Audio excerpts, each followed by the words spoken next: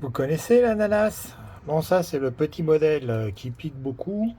Les feuilles commencent à jaunir. J'ai coupé juste ce qu'il fallait comme il fallait. Ah bah je vais le repiquer. Et puis il rejoindra les autres.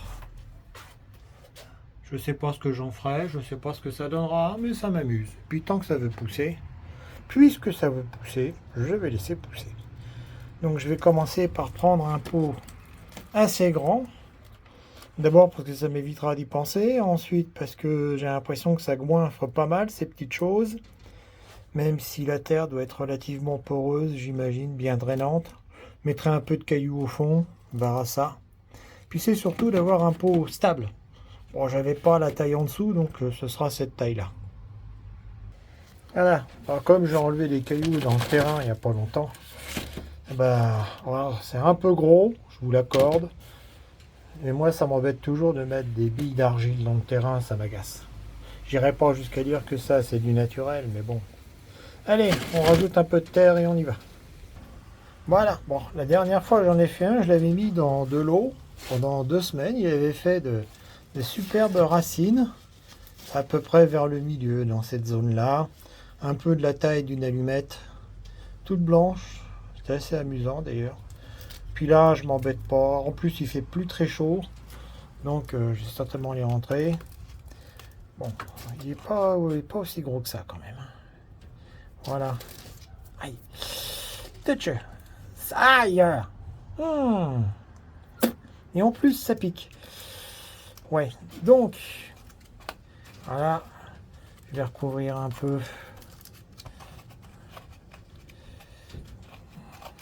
Voilà. Hop. Tant bien que mal. Alors, bien sûr, pour appuyer là-dessus, pour bien le casser, bien le tasser. Je vais le tasser. Un peu. Voilà. Et puis je vais mettre ça, je vais plonger ça dans un seau d'eau, que ce soit bien humide, puisque de toute façon ça aime bien l'eau, ces machins-là pour le démarrage. Voilà. Une étiquette. Ananas petit modèle. Je ne sais plus comment ça s'appelle ces tout petits ananas. Je le mettrai peut-être en message tout à l'heure, en bas de l'écran. Voilà, hop, je plonge ça dans l'eau, une étiquette et je lui ferai une petite place quelque part. Voilà, avec son étiquette, on voit bien qu'il est un peu plus jaune que les autres, hein. Comme quoi, le soleil, ça va aider. Allez.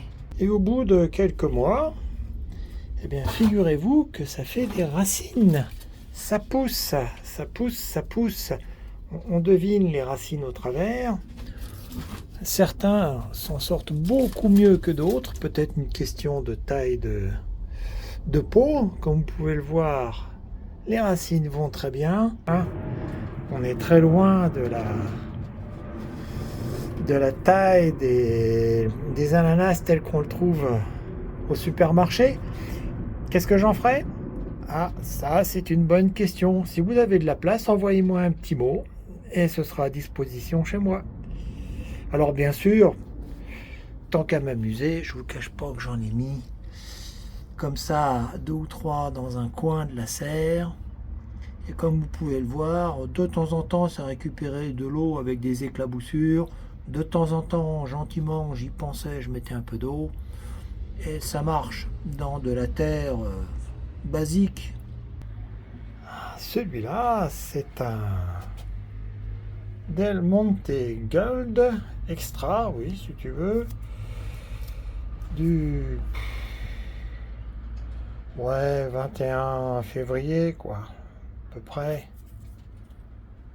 Ananas qu'on avait reçu par avion.